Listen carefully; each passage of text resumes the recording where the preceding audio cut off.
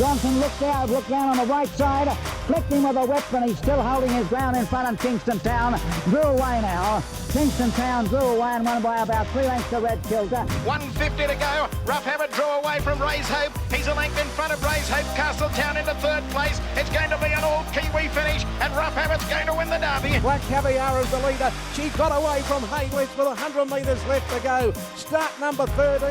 Unlucky for some, not for this one. Black Caviar raced away and beat Hayless. Bettina, and I wish I win with 100 to go. Bella de Bettina, I wish I win. I wish I win the outside. Got to the lead. It's revenge.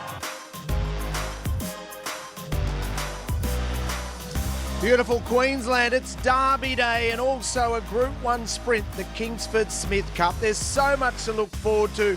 Wherever you are around the world, there's something so special about Derby Day. And though it's a little damp at the moment, trust me, you're going to have a great day, young man. It won't dampen our spirits, will it? So the 2 big Group 1s, and they're supported by a wonderful card. Yeah, certainly. Of course, $1 million up for grabs in the Queensland Derby and the Kingsford Smith Cup at Group 1 level.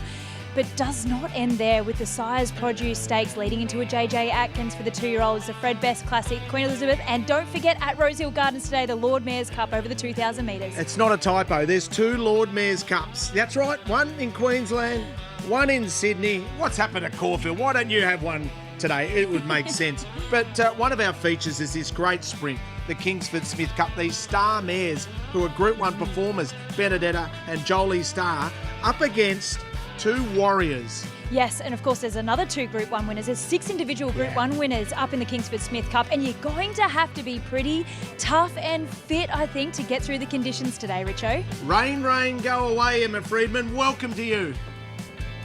Welcome to Eagle Farm for Derby Day, where the weather in Brisbane doesn't quite know what it's doing. We've had many showers this morning and then glimpses of sunshine. We did start the day's racing with race 1 on a soft 7, but after that we have already been downgraded to a heavy 8. We're pretty lucky. There's a lot of rain off the coast up here in Queensland. It hasn't quite hit Brisbane, but there is more rain forecast a little later in the day. The pad of grass on the course proper, though, cannot be faulted. Congratulations to the Brisbane Racing Club. It looks magnificent. Rail in the true position. Everyone's going to get their chance today. A little bit of a stiff, cool breeze up here as well, but we just hope that we don't get too much more rainfall. But for our programming, I'm going to start on a heavy 8. He is resuming today, and no doubt he'll be benefit from having the run under his belt. And first look at a heavy track. It is brilliant to have the tab represented by the one and only Ali Mosley, who looks on Derby Day simply stunning. Feeling very French today, Richo. I thought I'd try and bring a bit of sunshine to a gloomy day here. 4:40. A future Everest winner emerged today. Think about it. Well, he won the Kingsford Smith Cup on 2023, and then not too long after that, he went to the top of the mountain and won the great race, the Everest.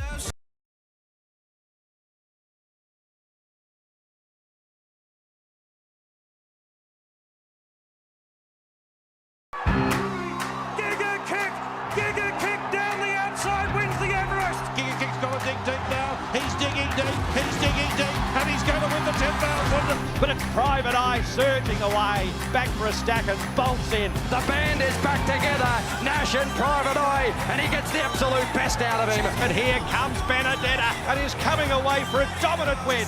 Benedetta won it. Benedetta! Jamie Carr gets another Group 1 in South Australia. The front runner, Jolly Star for James McDonald. Another big one. Jolly Star went to the front, pulling clear. Jolly Star won the Newmarket. It's an exceptional lineup coming up for the Kingsford Smith Cup. So Yes, it sure is, and it's the best. I always think that sometimes we see these stars come through the Queensland Carnival, and a lot of the horses that race during the autumn in Sydney and Melbourne, they just keep on coming through the Queensland Carnival. So it's always the best carnival, I think, at the end of the year. And for Chris Waller, it might be a record-breaking carnival here in Queensland, because the champion trainer has equalled his all-time record, and that was the year that Winks won 7. Now this year, of course, Via Sistina's won 7. So he's won 18 Group 1s, and he has an opportunity to do what no one's ever done before and go to 19. What an achievement that will be. 5 big chances. Gold Topaz Friday get to the races. Good fun Saturday and then the Cup Sunday. It is a great carnival, and I've had the pleasure to ride there too a few years back. I'd say it was about the same time you were there, Richo, back in the day. When you were a young apprentice, a little 4-kilo claimer. He loves speed on 7 without a fight. On this day 2 years ago, won the Lord Mayor's Cup and then won a Caulfield and Melbourne Cup. Unbelievable. And then Katie, you wouldn't believe it, the Lord Mayor's Cup the following year presented an unbelievable result. Yeah, of course, with Knight's Choice. So that means the last 2 Melbourne Cup winners have come out of this race, which is unbelievable. This is Knight's Choice, of course. He ran 4th in the Lord Mayor's Cup, but coming out of it. But it's quite remarkable. And as I said, it just goes back to these horses that they don't have long off. You know, they don't skip this carnival now. They just keep on racing through autumn, through winter. They have a short break until coming back to spring. Remember last year? Broadsiding winning the BRC Sires. Jamie Mellum in the saddle, Jamie Carr she was then. And then, of course, James McDonald took over when it came to the JJ Atkins. And Space. It was a space job. What a horse. Back to you with a market mover in a moment. Or hang on. Horses are making their way out of the mounting yard, Em. Head steward Josh Adams with an update as to what's happening here at Eagle Farm. Yeah, following that delay in the sires, we had a fair bit of rain come down. We went to a heavy 10, but we got the riding group in after that last race, and just after concerns about visibility in the kickback, not necessarily the actual track, it's the visibility in the rain. The riding group have made the decision that they're not comfortable due to the safety to continue on with the race meeting. So unfortunately for the remainder of the card, we will have to postpone, and we'll just try to get that information out to the group. I'm guessing the options going forward are later in the week when this rain has subsided, although you've got racing here again next Saturday, which does make it tricky. Yeah, we'll have to speak to Racing Queensland in regards to where we move these races, but fortunate the weather for next week looks to be promising, so hopefully we can get the remainder of the card done and run during the week.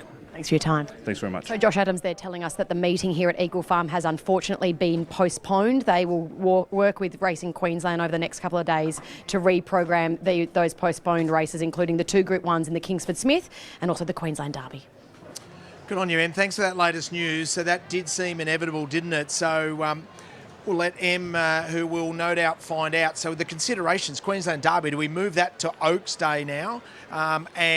Because the reality is they don't have an impact on each other. There are some fillies, though, running in the Derby.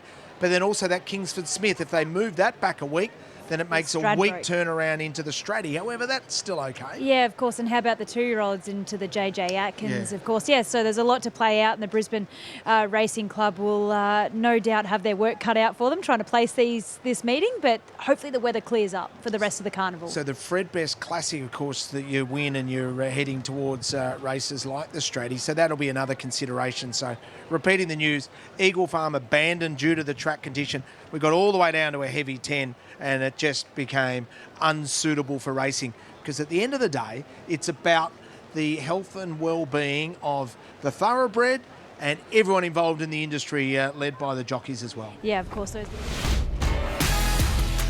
Oh, the rain, go away. If you've just joined us, A, where have you been all day? But B, unfortunately, the weather just got the better of racing in Queensland, and as a result, halfway through the meeting, it was abandoned. Here's Emma Freedman with all the latest news in regards to what's next for this meeting.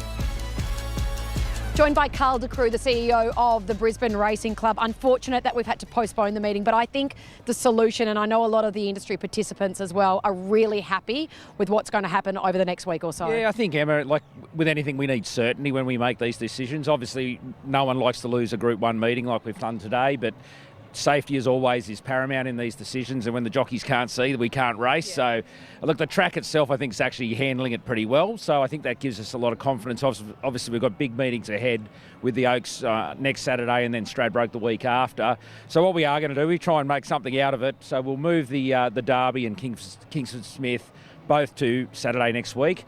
Gives us a real Super Saturday rolling in there. So, look, it's not ideal for the Kingston Smith horses. Obviously, there's some that we're going on to the Stradbroke. But, look, we've done a ring around of all the connections there. they're very understanding when we have circumstances like this, and at least they get to plan now. The Fred Best, which is the golden ticket into the Stradbroke, will be raced at Doomben on Wednesday, so we still have that 10-day lead into the Stradbroke. Slight change of conditions there with the 1350 at Doomben, but I think obviously at least now all those connections will have a path that they can plan their horses into the big features ahead. And it gives trainers some options. Just speaking to one who I won't name right now, he's got a runner in the Kingsford Smith and he's going, okay, maybe I hold off and maybe run that horse in the Stradbroke handicap because they've got no weight. So it's interesting the water that will go under the bridge, so to speak. Speaking of water, speaking to a couple of the top hoops, they're actually delighted with this surface. Yeah. It was just that kickback and that visibility, which you can't control. No, look, and that's right. We've had 2 great days at Doomben. We've had great sunshine. We pride ourselves at sunshine at this time of year in Queensland, but unfortunately this is a little bit unseasonal and we have to deal with it. I think the main thing is that the track's been looked after and we won't see any prolonged damage as we lead into those future Saturday meetings, which is great. The other thing we're going to do, obviously, there's a fair few GA punters that have been standing in the rain like you and I are now, Emma, and we are going to reissue their tickets for Oaks Day next week. So try and put a bit of a silver lining on this dark cloud today, and at least people can come along and really see 3 Group 1s next week, and it should be a great day of racing. It does make it a tantalising day, not only here at Eagle Farm, but on the screens of 7 as well. We admire your leadership to lead this club to this decision really quickly, and we look forward to having a huge crowd here next Saturday. And I'll promise sunshine next week. If you can do that, well, you are my hero. Well done. Thanks, Emma. Good on you. The only thing that Carl got wrong, and that was his suggestion to go and stand in the rain. Em wanted to do that undercover, and he led her out there, and we'll be sending him the invoice for her apparel having to be dry cleaned. Hey, look at those. Exclusive offer, 7 racing, 2-for-1 tickets. If you are a Queenslander, come along to the Stradbroke season. If you're interstater, book a flight, great accommodation, come up and enjoy the best of Brisbane. This was some special moment, wasn't it, for Chris and Corey Muntz? Oh, I loved being able to watch this with Chris as well, because he was really nervous as to where Coolachi had settled in this race. But then once he let down in that final furlong or so, he absolutely exploded. He loves these wet tracks, and he will head to the JJ Atkins in a couple of weeks' time. And if we continue to get wet ground, he can be very competitive over the mile. He absolutely loves it, doesn't he? What